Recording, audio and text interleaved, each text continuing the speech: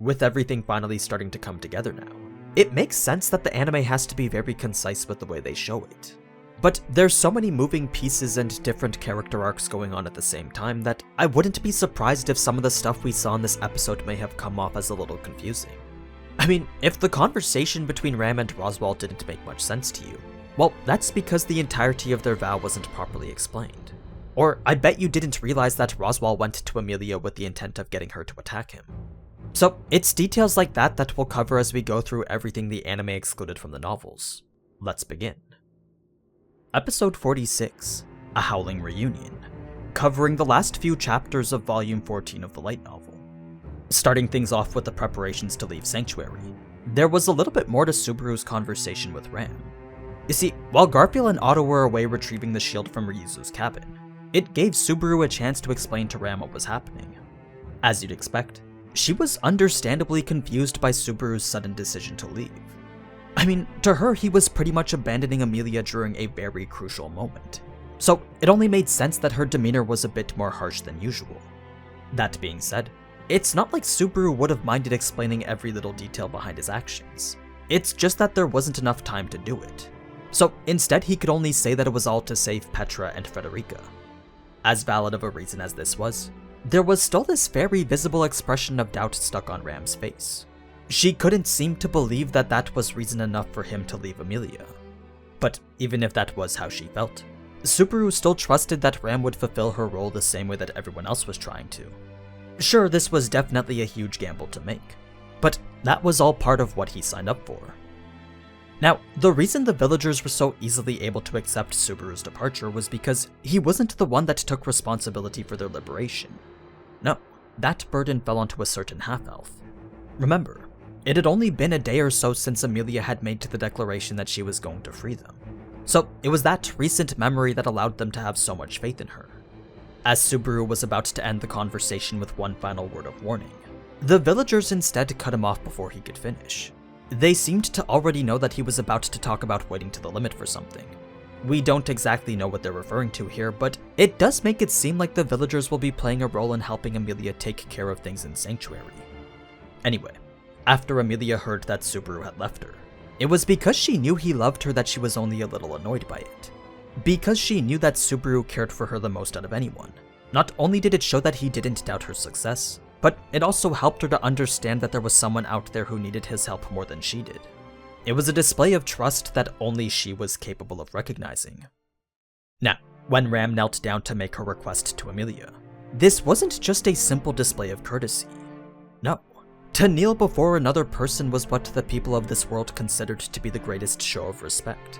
It was the highest level of formality only given to those deserving of the utmost admiration.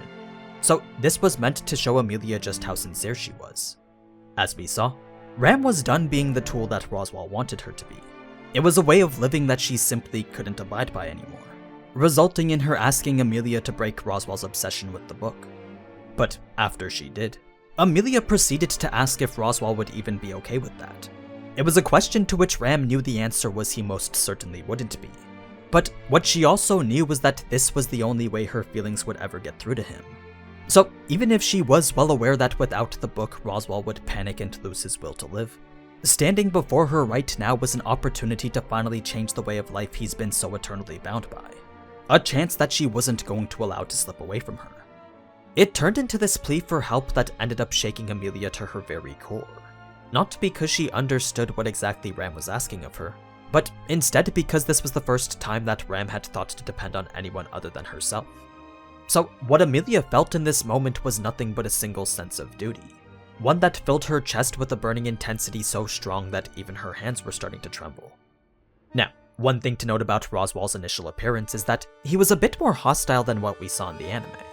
You see, after Emilia mentioned how she couldn't accept his hollow words of congratulations, Roswaal went on to explicitly state that that's not what they were meant to be. He was happy that Emilia was able to understand that it was sarcasm. Even so, Emilia was still confused as to what his intent was. His emotions were coming off a bit too mixed for her to figure out what he wanted. Kind of like half of it was sorrow and the other half was joy. What she could easily tell though was that Roswaal was suffering. It was obvious the answer he was hoping to find by coming here wasn't the one he was currently receiving. So when he tried to instill doubt into Emilia, much like how he tried to do with Garfield, there was something about the way he said his scornful remarks that made Emilia feel as if they weren't even meant for her. It was almost as if they were complaints directed towards himself. Perhaps all that stuff about Subaru only being interested in the ideal version of the woman he loved was actually nothing more than Roswaal just projecting his own feelings. Whatever it was though, the truth of the matter was that Roswaal was wrong. If Subaru truly was like Roswaal and only had affection for the ideal version of Emilia, then that Emilia would never have been able to make it past the trial at all. She would still be crying in the tomb at the sight of an incomprehensible past. But because that wasn't what had happened, Emilia was instead able to be standing here denying everything that Roswaal was saying, eventually leading to the conclusion that she'd turn all the lies into wishes. It was after she said this that Roswaal took more than a few moments to comprehend the fact that he'd just been denied. And it was as he did that Emilia came to a sudden realization. She began to think that perhaps Roswaal had come here to make her do something terrible. With the way he'd been acting so far, it wasn't too far-fetched to think that that was the reason for his visit. In fact, it was the only plausible reason that she could think of. Based on everything she'd seen and heard, it was almost like he'd been trying to aggravate her to the point that she'd lash out at him. So when she directly asked him if that was the case, the only thing that Roswaal said in response was that he happened to dislike pain. It was a confusing answer to the question she had given, but it wasn't one that went to deny what she was inferring, leaving Emilia with no choice but to conclude that Roswaal had come here to be punished. As for why he wanted that, well, that's something we only figure out after Emilia went to face her unknowable present. You see, Roswaal's conversation with Ram after she had left pretty much went to confirm Emilia's suspicion. She was correct in assuming that Roswaal wanted her to hurt him. But it wasn't because he wanted to be punished. No, the only reason he was being so provoking was because that's what the book had told him to do. Had Emilia lashed out at him like the book had predicted, then Roswaal would have won his bet with Subaru right there. But because Emilia had been influenced by Ram prior to the conversation, the game still continued with Roswaal heading towards defeat. Regardless of what the situation was though, Roswaal still intended to do everything in his power to fulfill the words written in his book. So that meant taking advantage of Garfield's departure from Sanctuary. Because he and the others had left, it presented Roswaal with the opportunity to capitalize on a massive hole in their defense. A chance to shift the tides that he also decided to tell Ram about. Although he didn't explicitly say what he was going to do, the very fact he still trusted her enough to tell her was more than enough to fill Ram with immense feelings of happiness. I mean, up until now the commands he gave her were quite literally what she lived for. But it had gotten to the point where she just couldn't ignore how hollow it all felt. That's why this time she couldn't obey his order to wait for Emilia.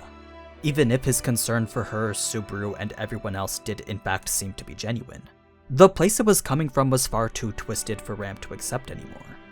It was a conclusion she was influenced into by her conversation with Otto. While the flashback did show Ram to be quite cooperative from the get-go, it took quite a bit more convincing in the novels to get her to even listen. There was even a point where she felt the need to threaten Otto with her wand. Not because he was a physically intimidating individual, but more so because she could tell that he had plenty of tricks up his sleeve. The fact that he had been so easily able to catch her off guard was more than enough to prove that. So Ram felt it was important to overwhelm Otto by any means necessary.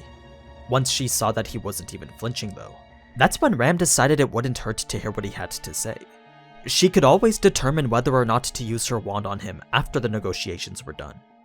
By the time it was over, the core factor that had managed to influence her was Otto's display of determination. There was something about his stupidly blunt approach of exposing their entire plan that made her appreciate his efforts, part of which led her to realize that Otto was acting on his own. What the anime didn't tell us was that none of this conversation was directed by the orders of Subaru. It was a plan that Otto had come up with all by himself. So Ram couldn't help but respect his courageous yet idiotic maneuver. Switching back to the present now, there was a certain feeling of joy that came when Ram found she'd been able to use Clairvoyance on Roswaal. Reason being that Clairvoyance was a secret Oni art that only functioned when the wavelengths of the caster and target were compatible with each other. Given that that's how it worked, it wasn't too hard for someone like Ram to manipulate her own to match that of a wild animals or demon beasts. But when it came to a high-ranked opponent like Roswaal, he could easily disrupt her ability to match his wavelength by simply closing himself off to her. What this means is that If Roswaal had never truly opened his heart to her, then her clairvoyance never would have worked on him at all. That's why Ram had never tried to use it on him before. She was scared of finding out if Roswaal ever truly trusted her. So when the time came for her to finally find an answer to a question she'd always been hiding from, it only made sense that she was happy to see clairvoyance actually work on him, proving once and for all that Roswaal did in fact confide in her. Now, while the initial part of Ram and Roswaal's confrontation was pretty much the same, the vow they made with each other could use a little more context. You see, Ram had pledged unyielding loyalty to Roswaal in exchange for his help in getting revenge on the people who destroyed her village. But what the anime didn't quite make clear was that it was a limited time arrangement.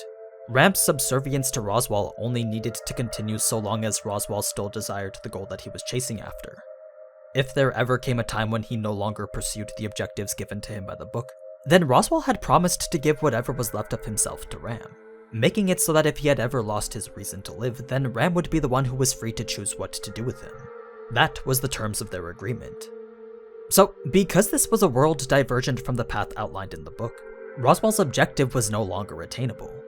It meant there was only one last thing that Ram needed to do now, and that was destroy the Book of Knowledge. If she did, not only would it ensure that she was no longer bounded by the conditions of the vow, but it would also force Roswaal to follow through with his part, basically guaranteeing Subaru and Ram their victory.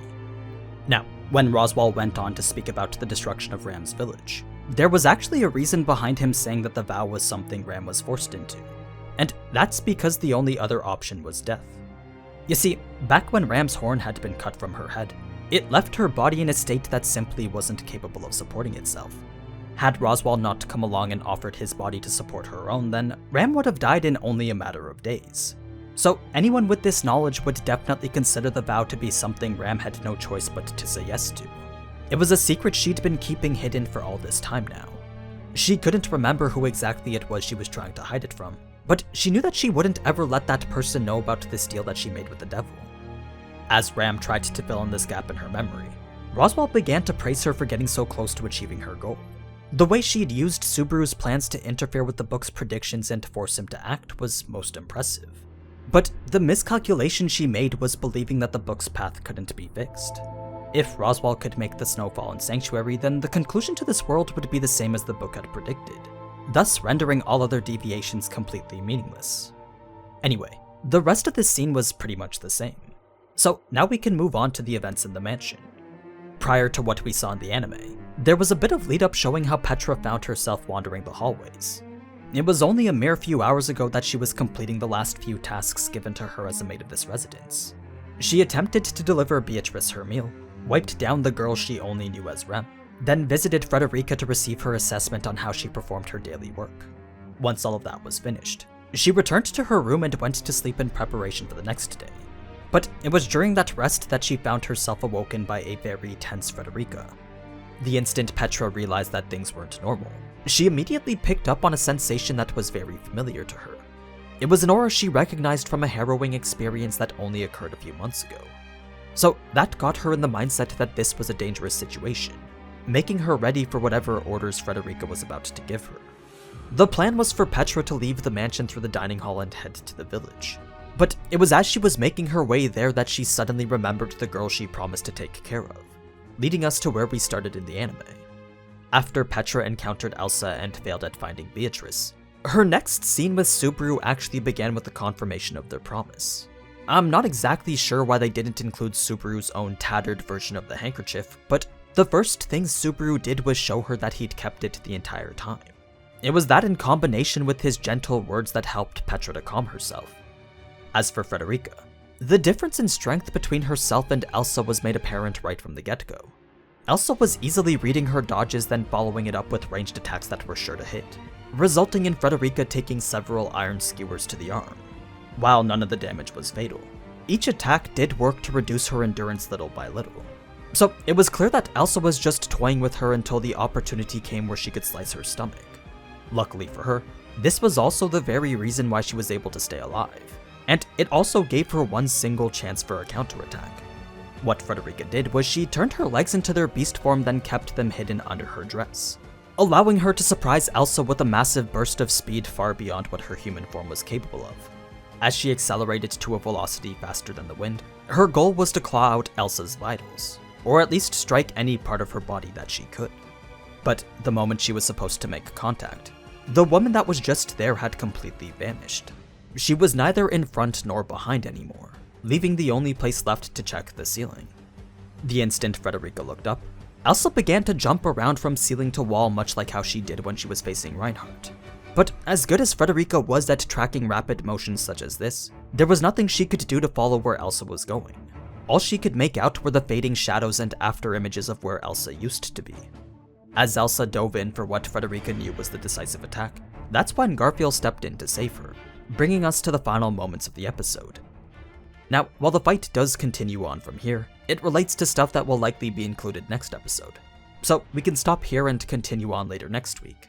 So until then, as always, thank you so much for watching, and if you enjoyed this type of anime content, then you already know what to do. Ciao!